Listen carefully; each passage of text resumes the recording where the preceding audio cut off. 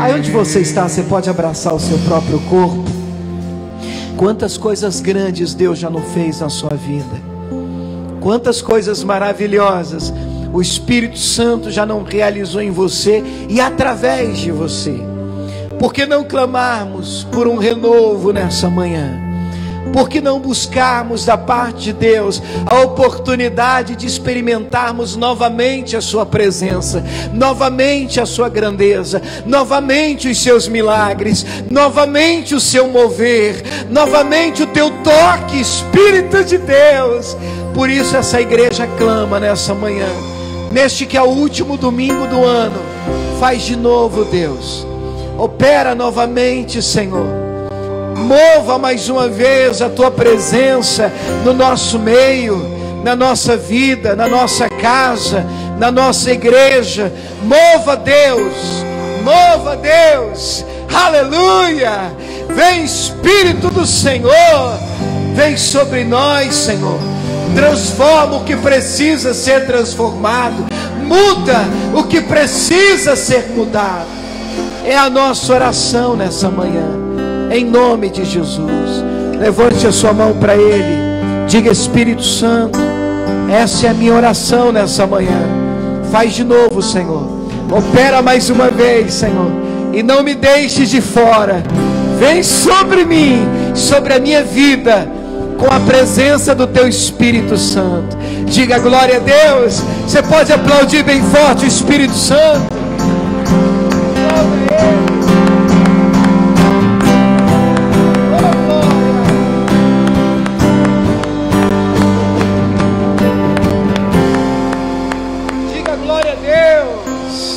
Bom dia, vamos sentar em nome de Jesus. Sejam bem-vindos à casa do Senhor. Mais uma vez, bom dia. Aonde quer que você esteja, que esteja nos acompanhando aí pela internet, o nosso bom dia te alcança também nesse domingo para nós de gratidão, amém? Domingo de gratidão. É verdade, tanta coisa que nós gostaríamos de poder fazer, realizar nesse domingo. Nem tudo que nós planejamos nós vamos conseguir fazer, nos preparamos, oramos, mas preferimos olhar para a gratidão, para aquilo que temos, para aquilo que Deus tem nos tem dado oportunidade de abraçar, de conquistar. E por tudo isso nós somos muito, mas muito gratos a Deus, amém? Quantos estão alegres de estar na casa do Senhor aqui essa manhã? Diga amém. Vamos aplaudir mais uma vez Jesus de Nazaré. Ele é o motivo de nós estarmos aqui nessa manhã. Abra sua Bíblia em Lucas no capítulo 17. Vamos entrar na palavra aqui dessa manhã. Lucas capítulo 17. Eu espero que vocês estejam bem, mas como a gente sempre diz aqui, se não tiver, vai ficar. E eu recebi tantas mensagens assim essa semana, irmãos, graças a Deus, né? Você vê, mensagens frases que a gente libera, que a gente decora aqui juntos, né? E tem gente aí, pastor, como é que tá? Se não estiver bem, vai ficar. A gente já está te abraçando essa palavra já, em nome de Jesus. Ontem foi sábado de batismo nas águas, graças a Deus. Bênção, porque a palavra de Deus diz que, imagine só, se apenas uma pessoa, uma alma se converte ao Senhor, a Bíblia diz que já é motivo de festa nos céus, não é verdade, pessoal? Então foi motivo de grande festa nos céus, né? Estávamos juntos com o pastor Carlos e os pastores aqui de Cuiabá, e graças a Deus também tivemos pessoas aqui da nossa igreja batizando. Somos extremamente gratos a Deus por isso também, amém, igreja? E agora eu quero deixar um convite, aproveitando que você está abrindo aí a sua Bíblia, e que nós ainda estamos transmitindo aqui a nossa reunião, e nós vamos ter aqui sim uma mini vigília. Você vê como é que fica a programação para esse finalzinho de ano. Esse é o último domingo do ano de 2020, o culto fica gravado para a pessoa poder se situar aí. Então amanhã tem reunião também, 5 da tarde, amanhã é segunda-feira, né? 5 da tarde, 7h30 da noite. E 5 da tarde e 7 da noite, tá? Na quarta-feira, as 3 reuniões normais, 9 da manhã, 8 da manhã, a irmã Adriana faz. Depois eu faço 5 da tarde e 7 da noite, na última quarta do ano, orando pela família. E aí nós vamos fazer a nossa mini vigília na quinta-feira, que é o último dia do ano. Vai ter sim uma mini vigília aqui. É verdade, nós vamos só até meia-noite, começa 9 da noite e vai até meia-noite, então 3 horas de mini vigília, de busca, de adoração, de gratidão a Deus também. E aí sim, esse vai ser o nosso último encontro presencial, e por que não transmitido também, né? Do ano de 2020. Vocês estão convidados, mas fica uma ressalva aqui. Nós temos uma lista, uma pré-lista de presença. E essa é uma lista que, se você tiver interesse, diz, pastor, eu quero estar presente nessa mini vigília, tem vaga ainda? Você precisa dar o nome. É um pedido, é uma orientação nossa, porque nós não podemos superlotar esse ambiente. Não vamos fazer isso, estamos tomando todos os cuidados, precisamos respeitar isso ainda, amém, igreja? Então, por favor, você tem interesse de estar na quinta-feira, na vigília da virada? Nós vamos de 9 até meia-noite, vamos terminar apresentando os nossos projetos, e à meia-noite, muita gente aí festejando aí fora, nós estaremos aqui na igreja de joelhos, irmãos, entrando em uma nova estação, entrando em um novo de Deus, pedindo ao Senhor. Alguém até me perguntou, pastor, o que a gente pode esperar para 2021? Irmão, pelo amor de Deus, um ano muito melhor, em nome de Jesus, amém, irmãos? Um ano de graça, de bênção, de cura, de saúde, de vitória, de restauração, de conquista, enfim, nós temos os nossos projetos, nós vamos apresentá-los a Deus na hora da virada. Então, deu meia-noite, como eu disse a vocês, vai ter muita gente aí festejando, e tudo bem, que Deus os abençoe. Agora, aqueles que quiserem e puderem, estarão conosco aqui. Eu estarei de joelhos dobrados, na hora que os dois ponteiros se encontrarem, eu vou estar de joelhos falando, meu Deus, que venha o novo do Senhor, que seja esse um ano de restauração, de vitória, de cumprimento de promessas, em nome de Jesus, amém? Vocês estão convidadíssimos, aqueles que estão nos acompanhando porventura, estão aqui em Cuiabá, aqui no CPA, estão convidados, mas repito, tem que dar o nome no balcão lá depois, procura os obreiros, porque há um limite de presença para a nossa vigília, amém? Diga glória a Deus. Vamos então para a palavra, Lucas capítulo 17, a partir do versículo de número 11, esse é o domingo da gratidão, o domingo de nós atentarmos para aquilo que Deus nos tem dado, Deus nos tem entregue. Lucas 17, versículo 11 e diante, fala sobre uma história de gratidão. É verdade que há muitas coisas que nós podemos explorar, e vamos explorar antes de chegar no ponto, que eu entendo ser o ponto de destaque para nós aqui nessa manhã. Mas vamos dar uma olhadinha no texto com carinho. A partir do versículo 11 diz assim: e aconteceu que, indo ele a Jerusalém, ele aqui é Jesus, passou pelo meio de Samaria e da Galileia. Eu gostaria muito que você entendesse o contexto do texto, porque quando a gente fala de Samaria, para nós hoje, para quem não tem muito contato com a palavra de Deus, e você olha para esse texto, ele passou pelo meio de Samaria, e ele estava indo para Jerusalém, e não tem nada aqui. Não, essa informação ela é importante, primeiro, senão ela não estaria aqui. É importante você entender o contexto do que era para um judeu passar por Samaria. Você sabe que Jesus era judeu. Se você se lembrar de João 4, a Bíblia conta sobre a mulher samaritana, lembra? Aquela que foi tirar água num poço, e quando ela vai tirar água no poço, Jesus, que era judeu, pede de beber para aquela mulher. E quando Jesus vira para aquela mulher e diz, me dá um pouquinho dessa água naquele poço, a mulher fica indignada, a mulher não entende, como é que pode, como é que sendo tu judeu, pede de beber a mim que sou mulher samaritana. Vocês lembram dessa história? Aí a Bíblia vai abrir um parêntese e vai denunciar isso. É histórico isso, é religioso, é racial. A Bíblia diz, os judeus não se comunicavam, não se davam com os samaritanos. Aí, para entender isso, de uma maneira mais profunda, você tem que ir lá no Antigo Testamento, na divisão dos reinos. Você sabe que o reino de Israel, a princípio, eram 12 tribos, as 12 tribos de Israel, mas depois que o filho de Salomão assumiu o reinado, o nome dele era Roboão, houve a divisão dos reinos. Um tal de Jeroboão pegou 10 tribos e foram para o norte, e aí então Samaria surge, aí então a capital, ali ficam os chamados samaritanos. E aí os judeus, com 2 tribos no sul, aonde o templo de Salomão permaneceu, aonde o lugar de adoração permaneceu ali no sul, apenas com as 2 tribos, entre elas Judá.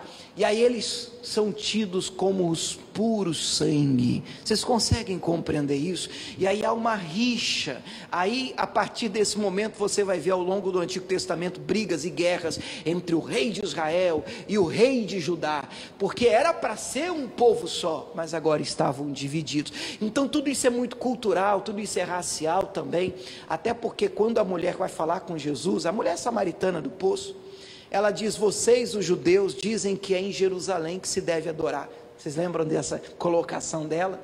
Mas nós, os nossos pais dizem que é neste monte que se deve adorar. Onde é que se deve adorar o Senhor? Aí Jesus vira para ela e solta e libera uma frase conhecida nossa: mulher, vem a hora, e a hora já chegou, nem nesse monte, nem em Jerusalém, porque o Pai procura verdadeiros adoradores que assim o adorem, em espírito e em verdade. Jesus está dizendo para ela: agora o ponto não é mais o local físico, o ponto não é mais a maneira, não é o monte. O que faz a diferença não é o templo, o que faz a diferença não é a edificação, o que faz a diferença é o seu coração e a busca em espírito e em verdade. Jesus vem trazer um ajuste para isso, tudo isso para mostrar para você que Jesus estava passando por um ambiente que não era muito agradável para os judeus, um lugar onde ele não era muito bem-vindo. Nenhum judeu era muito bem-vindo em nenhuma aldeia de Samaria. Vocês conseguem compreender isso? Olha aqui um minutinho para mim. Nem sempre o Senhor nos levará por ambientes e lugares agradáveis.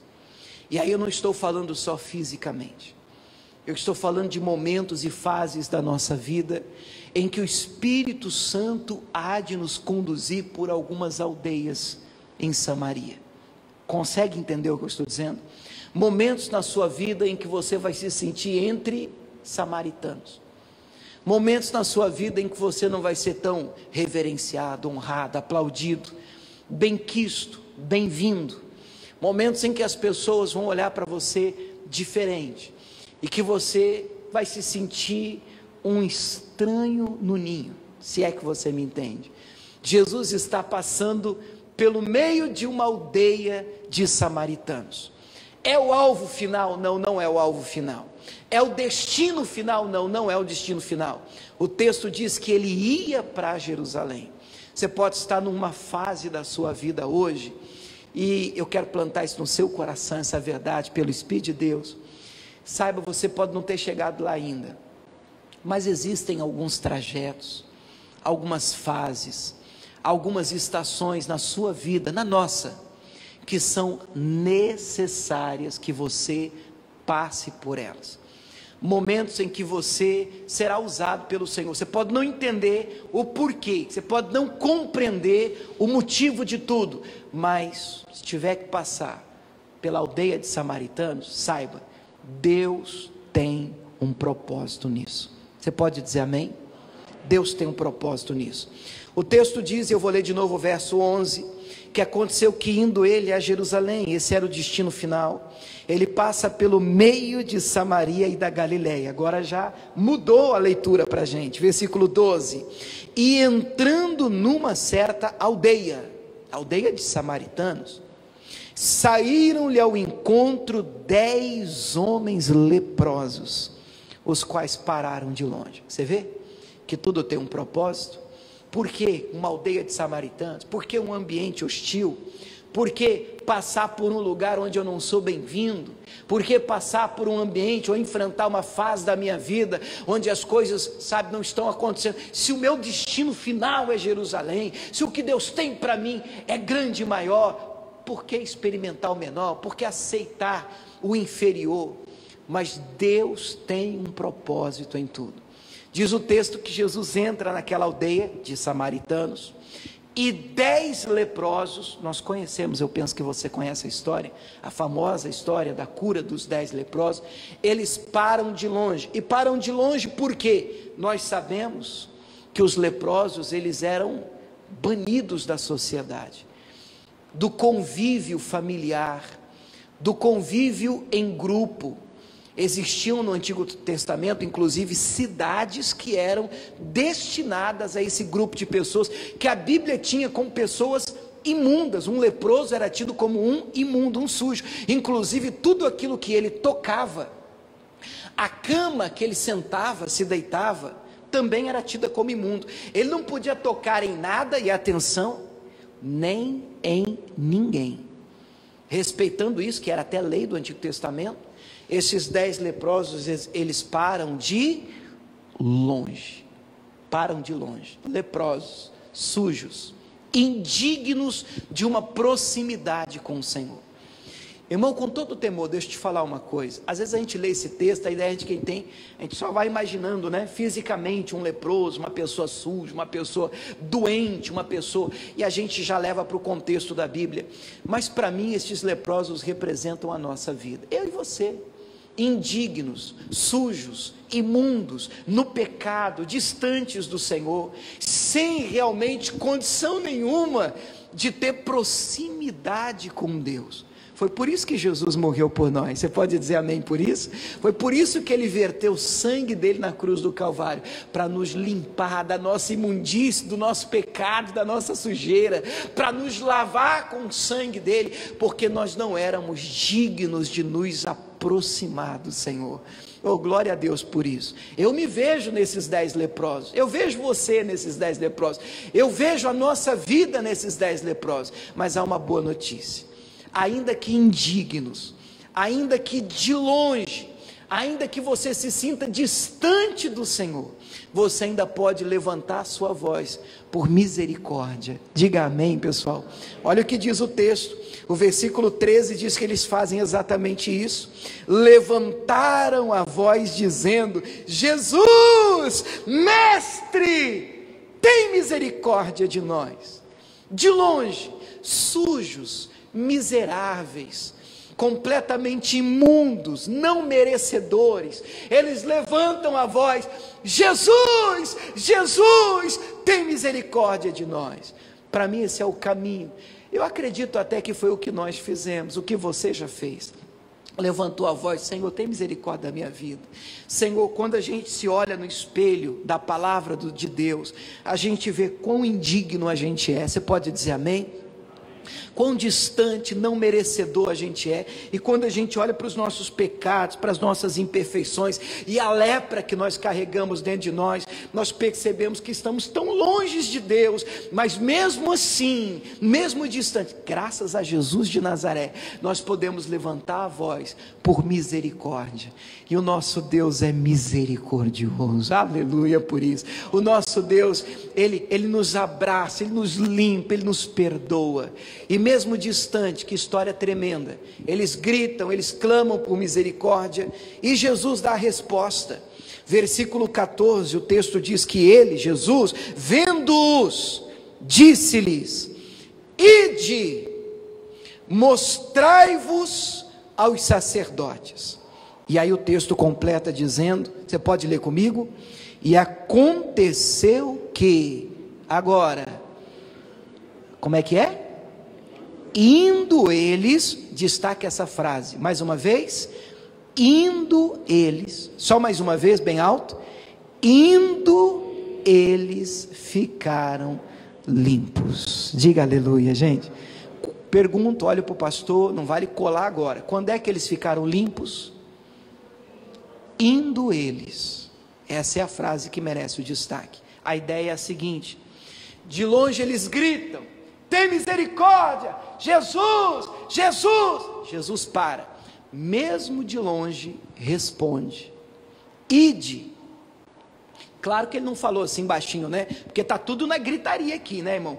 Jesus, Jesus, misericórdia. E Jesus está distante, está de longe também, tem que falar alto: ide, mostrai-vos ao sacerdote. Só tem um problema: o leproso, para poder se mostrar ao sacerdote, que era quem avalia, iria fazer a avaliação de uma possível cura, de uma possível limpeza, ele tinha que estar curado.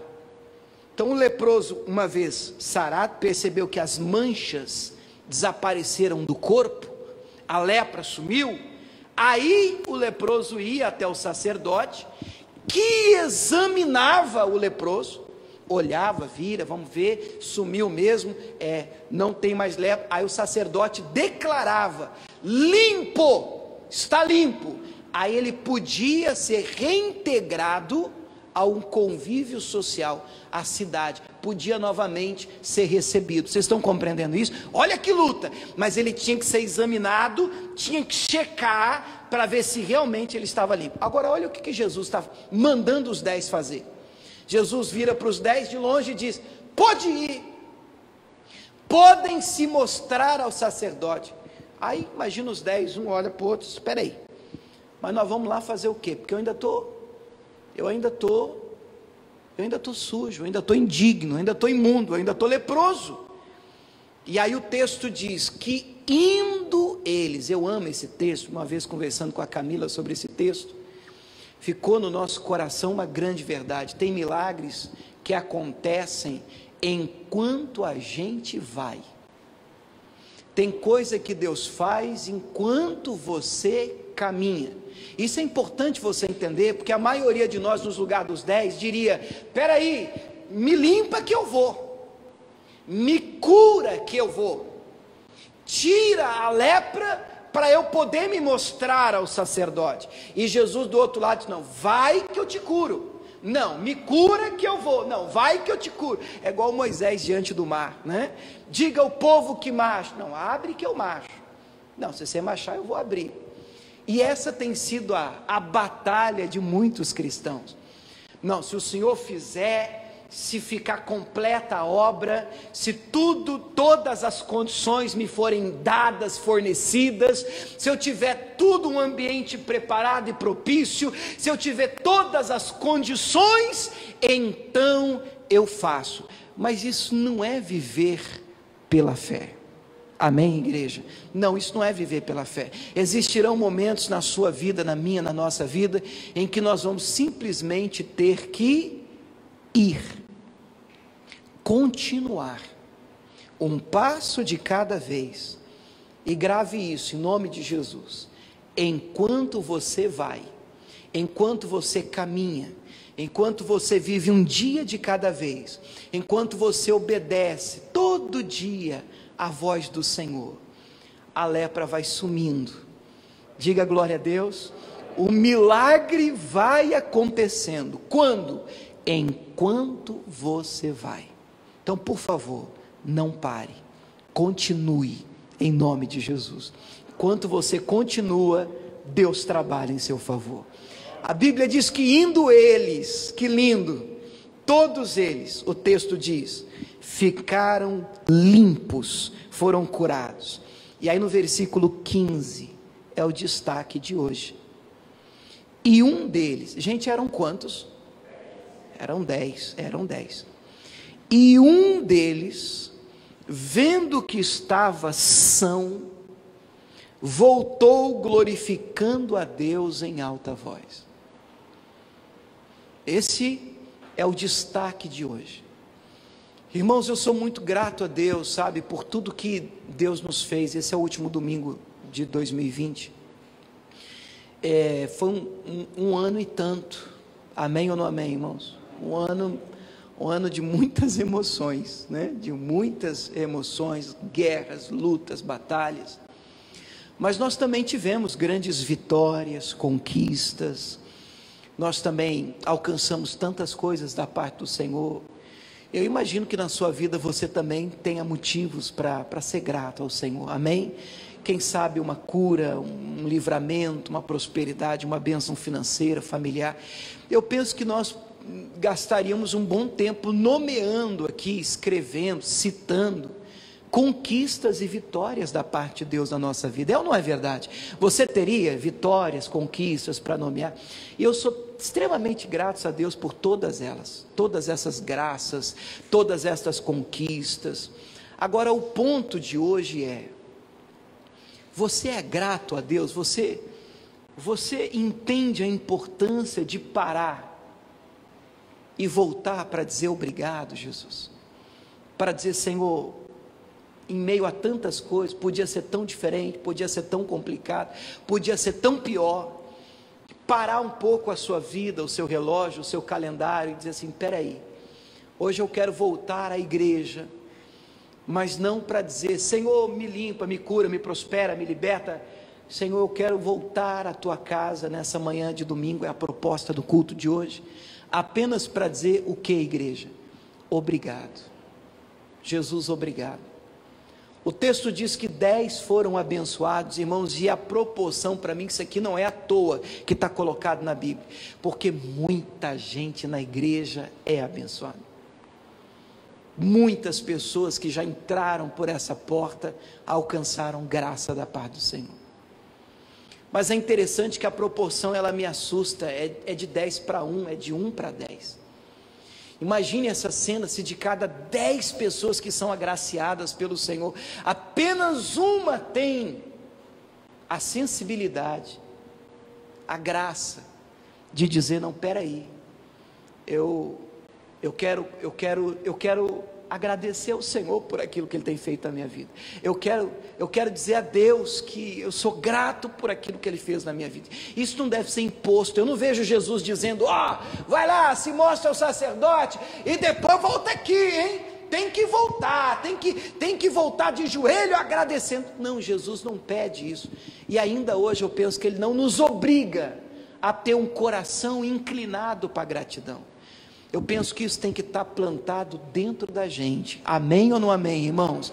Isso tem que estar plantado dentro do nosso coração.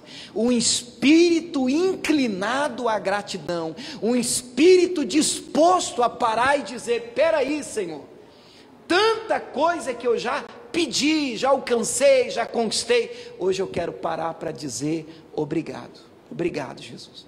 O texto diz que um deles, vendo que estava são, curado, voltou glorificando a Deus em alta voz. O 16 diz que ele caiu aos seus pés. Você consegue imaginar a cena? Com o rosto em terra, dando-lhe o que, igreja? Graças. Graças. Agora, como é que termina o 16? E este era samaritano. Você acha que isso aqui está à toa? Ele era estrangeiro. Ele era de fora. Irmãos, às vezes os milagres nós recebemos, às vezes nós nos espantamos com as pessoas de dentro, e nos surpreendemos com as pessoas de fora. Eu não sei se você já viveu isso na sua vida. Às vezes nós recebemos graça da parte de Deus, somos abençoados pelo Senhor, através de pessoas que nós nunca imaginávamos. Você vê aqui, a pessoa que Jesus mais elogiou no que diz respeito à fé foi também um estrangeiro, não era judeu, era de fora, foi um centurião romano. E Jesus: uau, que fé maravilhosa! Aquele homem que disse: não precisa nem ir, basta que o Senhor me dê apenas uma palavra. Jesus completa a ideia dizendo: olha, nem mesmo em Israel eu encontrei tanta fé. E é interessante isso, porque a Bíblia nos aponta essa verdade, esse princípio. Às vezes nós não conseguimos encontrar gratidão no meio daqueles que mais deveriam ser gratos. E aí você olha para as pessoas que às vezes nem estão dentro da igreja, e um coração transbordando de gratidão. Que coisa mais séria, pessoal. Jesus olha e diz: espera aí, mas não foram 10 os que eu curei? Olha o versículo de número 17. Jesus respondendo diz: não foram 10 os limpos? Onde estão os 9? Eu fico preocupado com esse texto, sabe por quê? Eu imagino Jesus então de longe assim: ei, ide, mostrai-vos ao sacerdote. 2, 3, 4, 5, 6, 9, 10. Tem 10. Cara, Jesus contou. Irmão, Jesus contou. Jesus sabe quantos ele abençoou, quantos ele agraciou. Ele sabe. E ele também sabe quantos voltaram para dizer obrigado. Quantos dos que foram agraciados são de verdade gratos a ele. Puxa vida, eu quero apresentar Deus nessa manhã. Nós queremos nos apresentar diante do Senhor como uma igreja grata a Deus por tudo que ele tem feito. Você pode dizer glória a Deus? Abra sua Bíblia em 1 Samuel capítulo 1. 1 Samuel capítulo 1. Eu quero falar hoje com vocês rapidinho, já falei bastante, mas o tema da mensagem de hoje é o poder da gratidão. O poder da gratidão. 1 Samuel capítulo 1, eu quero denunciar uma ação que é muito sutil, mas eu gostaria que você enxergasse isso comigo. Essa semana eu gravei uma mensagenzinha no WhatsApp que me chamou a atenção. Então Deus falou comigo através de mim mesmo, um negócio muito esquisito. Mas uma frase que saltou aos meus olhos, entrou no meu coração como uma flecha. 1 Samuel capítulo 1 conta a história de uma mulher chamada Ana. Vamos dar uma lida só para se situar, lembrar? Versículo 1 diz assim, 1 Samuel 1:1. Houve um homem de Ramataim Zofim, da montanha de Efraim, cujo nome era Eucana. Como é que era o nome dele? Eucana. De novo, como é que era o nome dele, do homem? Eucana. Daqui, grava isso aqui, tá bom já. Versículo seguinte, ele tinha 2 mulheres, o nome de uma era Ana e o nome da outra era Penina. A Penina tinha filhos, porém Ana não tinha filhos. Então vamos ver se a gente entendeu. Importante a gente entender o início aqui. Como é que era o nome do homem? Eucana. Ele tinha 2 mulheres. Como é que é o nome das 2 mulheres? Ana e Penina. Quem é que tinha filhos? Penina. Quem é que não tinha filhos? Ana. Pronto, já estamos craque na história. E só para abrir um parênteses aqui, pastor, Deus já está falando comigo, pastor. Ela tinha 2 mulheres, né? Não, está falando com você não, querido. Pode repreender essa ideia aí, porque hoje a Bíblia diz marido de uma só esposa. Tudo dentro de um contexto histórico, cultural, outra realidade. Mas enfim, essa é a história. Aí o versículo de número 3 diz que subia, pois, esse homem da sua cidade, de ano em ano, a adorar e a sacrificar ao Senhor dos exércitos em Siló. Estavam ali os sacerdotes em Siló, os sacerdotes do Senhor, Ofni e Finés, filhos de Eli. E sucedeu, presta atenção agora, que no dia em que Eucana sacrificava, dava a ele porções do sacrifício a Penina, sua mulher, e a todos os seus filhos, e a todas as suas filhas. Agora sublinhe, por favor, esse texto, essa frase que vem agora. Porém, a Ana dava uma parte excelente. Eu queria que você gravasse essa frase, uma parte excelente. Será que a gente pode repetir essa frase? Uma parte excelente. Por que ele fazia isso? O texto segue dizendo, porquanto ele amava a Ana, porém o Senhor lhe tinha cerrado a madre, ela era estéril. Esse é um texto conhecido, eu não quero gastar muito tempo nele aqui com vocês, nós estamos falando de gratidão hoje, e do poder da gratidão, e por muito tempo eu já preguei esse texto, já ouvi essa história, e toda vez, irmão, que eu ouço essa mensagem, ela normalmente se concentra no milagre de Ana, o que é fato, o que Ana queria? Um filho. O que faltava para ela? Uma criança. O texto chega a dizer que ela chorava, ela não comia, e aí piorava porque Penina, que era tida como uma rival, uma competidora dela, ainda, né, perseguia, cutucava, provocava, conseguia tirar a paz de Ana, e Ana chorava, não comia, ficava aborrecida, exatamente porque o que mais ela queria na vida dela era gerar, era ter uma criança. Ela conseguiu o milagre, irmãos? Conseguiu? Conseguiu. Você lembra o nome do filho?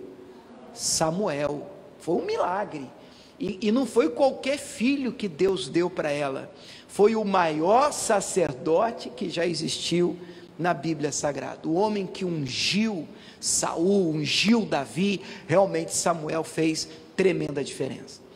Mas, irmãos, esses dias eu estava lendo esse texto, e hoje eu não queria falar do milagre que ela conquistou, porque milagres nós conquistamos. E uma coisa eu tenho aprendido, e é do ser humano, irmãos, a gente sempre quer mais. Vou repetir, a gente sempre quer mais. Sabe, nasce um Samuel hoje, o ano que vem está pedindo Samuel volume 2.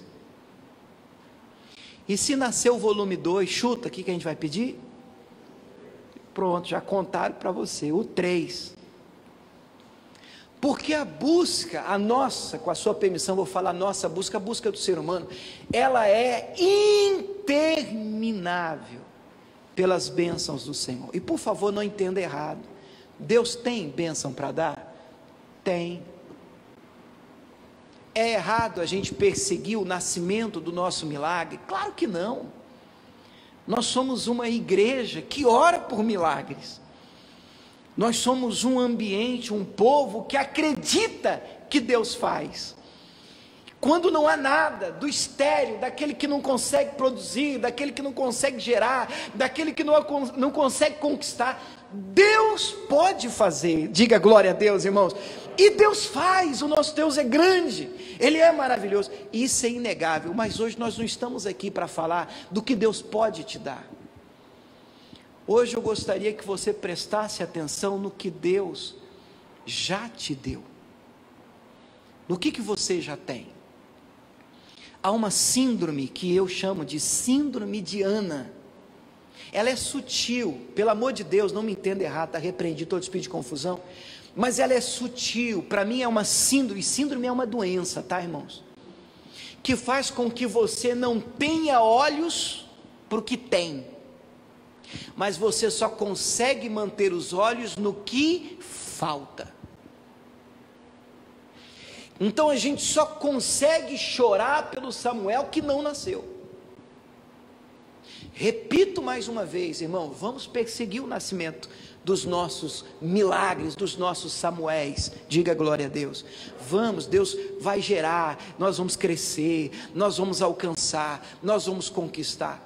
Mas, irmãos, você reparou que o texto diz que para Ana era dada uma parte excelente?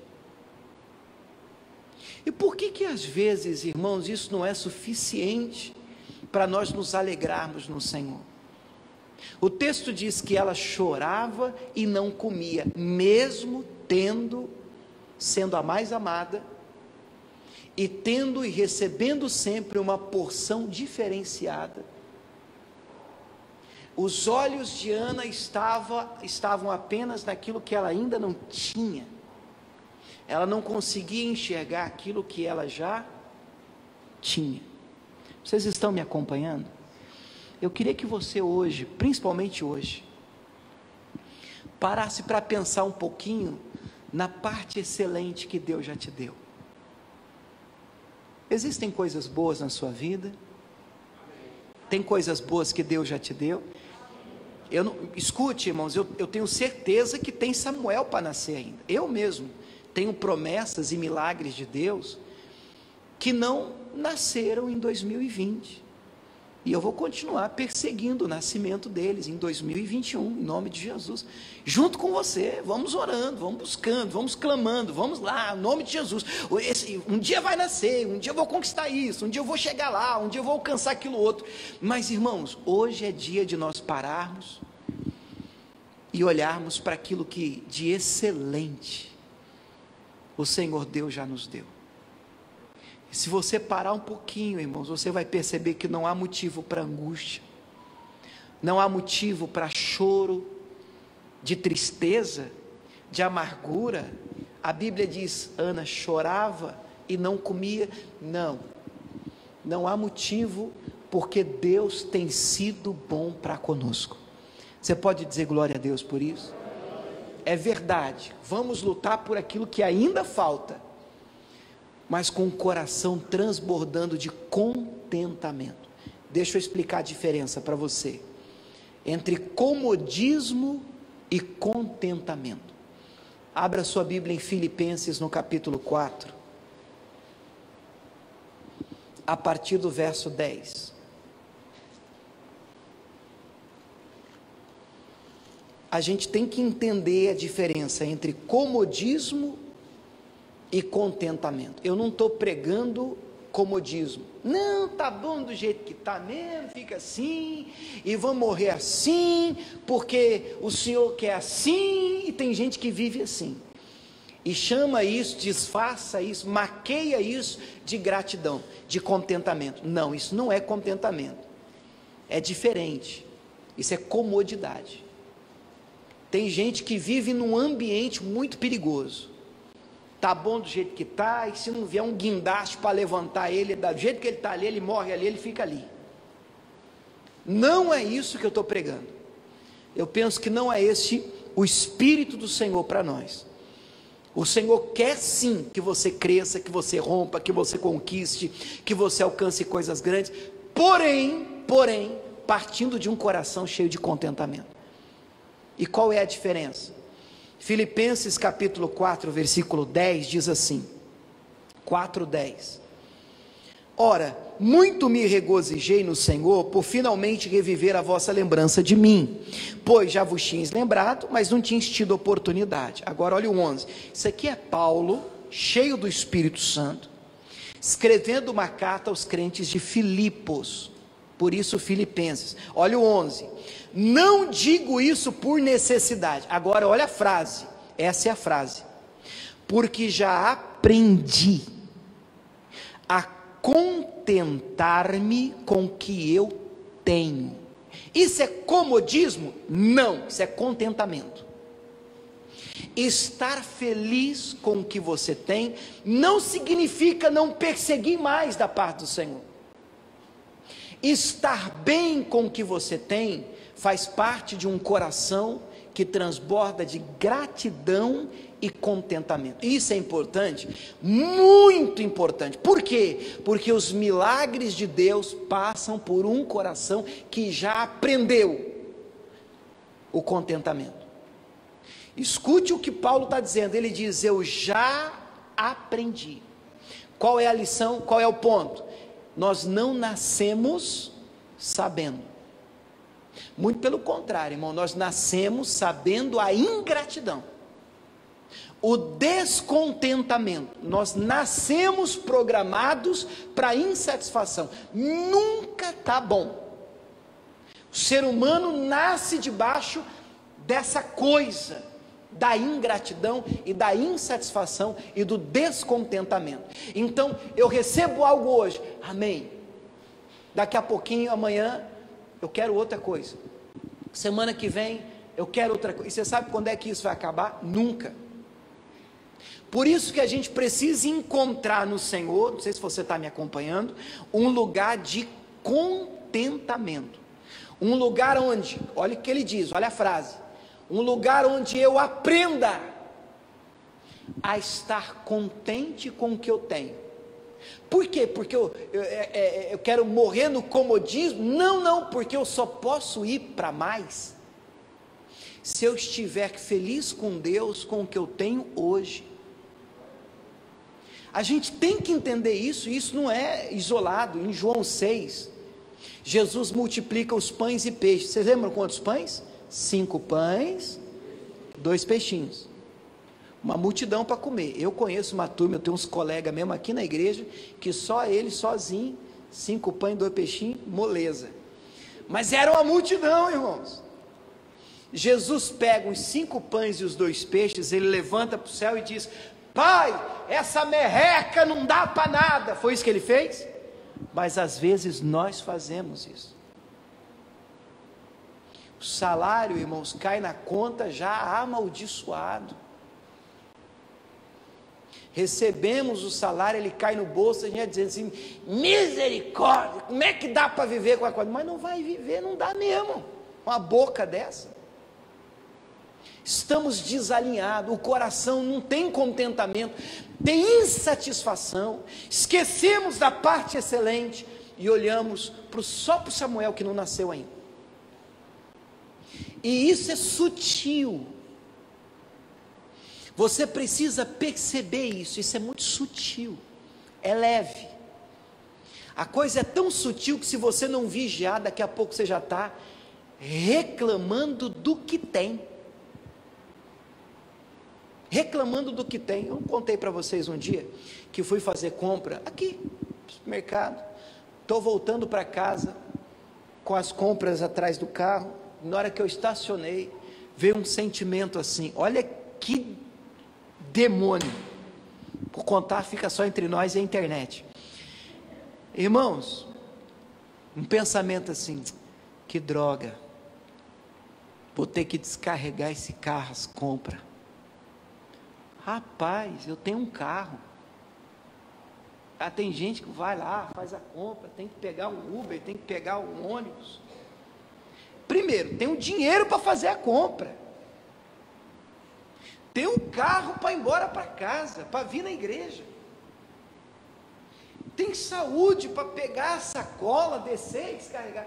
Gente, se a gente não vigiar, esse espírito morde a gente. Nós temos uma parte excelente, motivos para ter um coração cheio de contentamento. E por que isso é importante? Jesus levanta para o céu, Pai, o que Jesus diz? 5 pães e 2 peixinhos, é pouco, humanamente falando, não dá, mas ele levanta e diz, Pai, graças te dou, olha o poder do contentamento, e ele começa a distribuir, deu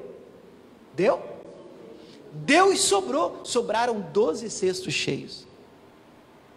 Quando você descobrir o poder do contentamento, você vai entender que um coração que transborda de contentamento pelo que tem hoje, atrai mais de Deus amanhã.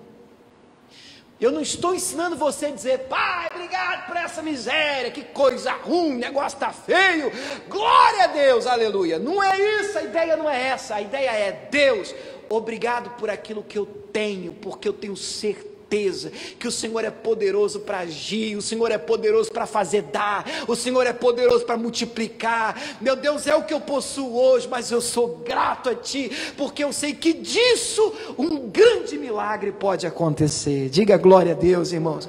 Isso é um padrão na Bíblia, desde a mulher viúva que tinha só um azeite, e o profeta diz, o que é que você tem em casa? Não tem nada em casa. Olha que demônio, irmãos. Não tem nada em casa não, só tem uma botija de azeite. Você tem tudo, pega esse azeite, pega vasilhas, e pronto, o milagre nasceu.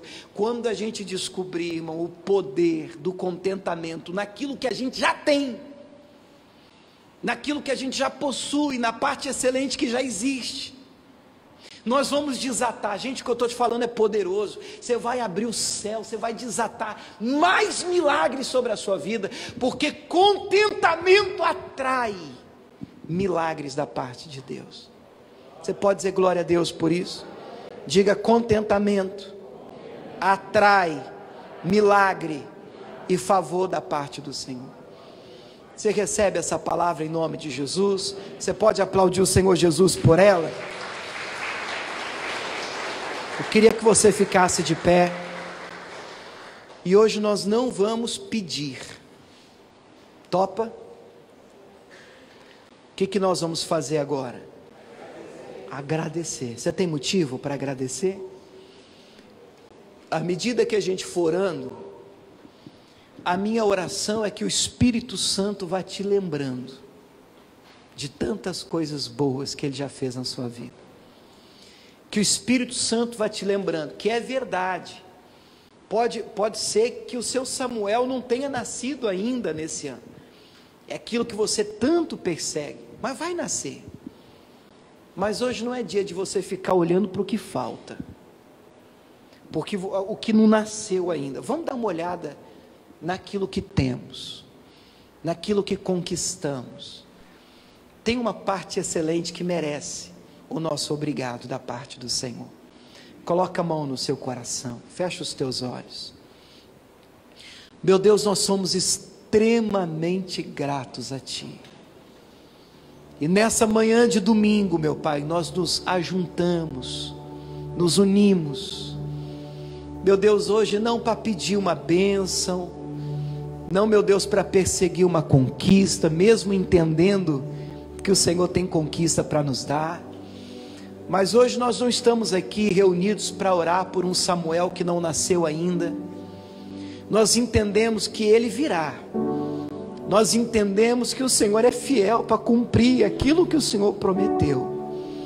Nós entendemos que ainda vamos gerar bastante, ainda vamos romper muito, ainda vamos conquistar bastante, ainda vamos alcançar, meu Pai, coisas grandes da parte do Senhor. Mas, meu Deus, o foco hoje não é naquilo que falta, naquilo que não nasceu.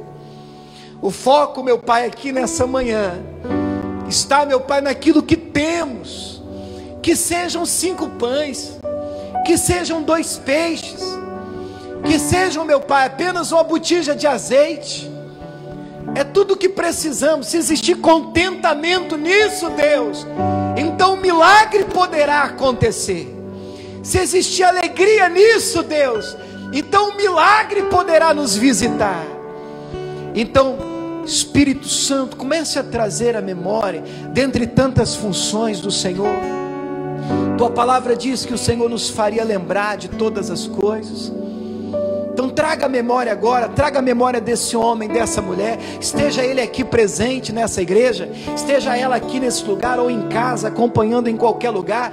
Meu Deus, mostra, traz à tona, traz à mente, à memória, quantas partes excelentes, quantas coisas boas, meu Deus, quantas conquistas, meu Deus, quantas vitórias, quantas coisas lindas e maravilhosas, que às vezes nós não percebemos, nós não enxergamos, nós não conseguimos, meu Pai, visualizar, nós não conseguimos perceber, nós não conseguimos identificar, e às vezes, meu Pai, somos indiferentes, meu Pai, parece que nunca está bom, insatisfeitos com tudo. Senhor, perdoa-nos, e como aqueles leprosos clamaram, meu Pai, nós clamamos aqui nessa manhã. Ah, Mestre, tem misericórdia de nós, tem misericórdia de nós, perdoa-nos, meu Pai, perdoa a nossa ingratidão, perdoa a nossa indiferença, perdoa-nos, meu Pai, pelas vezes em que vivemos debaixo de uma insatisfação. Nunca está bom, meu Pai, por mais que conquistemos, por mais que alcancemos, sempre tem um novo item na lista, sempre tem, meu Pai, algo novo para pedir, sempre tem algo novo para perseguir, sempre tem algo, meu Pai, que não nasceu ainda, sempre tem um milagre que não foi gerado ainda. Meu Deus, hoje nós queremos agradecer. Aleluia! Diga glória a Deus. Agradeça a Ele, querido. Aí onde você está, separe esse tempo, você e o Senhor, para dizer a Ele: obrigado, Jesus. Eu quero dizer nessa manhã, diante de Ti, Senhor, e dessa igreja: obrigado, Jesus, por tudo que o Senhor tem feito na minha vida, tudo que o Senhor tem me permitido conquistar, seja grande, seja pequeno. Eu sou grato a Ti, Senhor. Diga a Ele: muito obrigado. Vamos aplaudir o Senhor Jesus. Palmas de gratidão. Gratidão ao Senhor. Diga glória a Deus. Aleluia.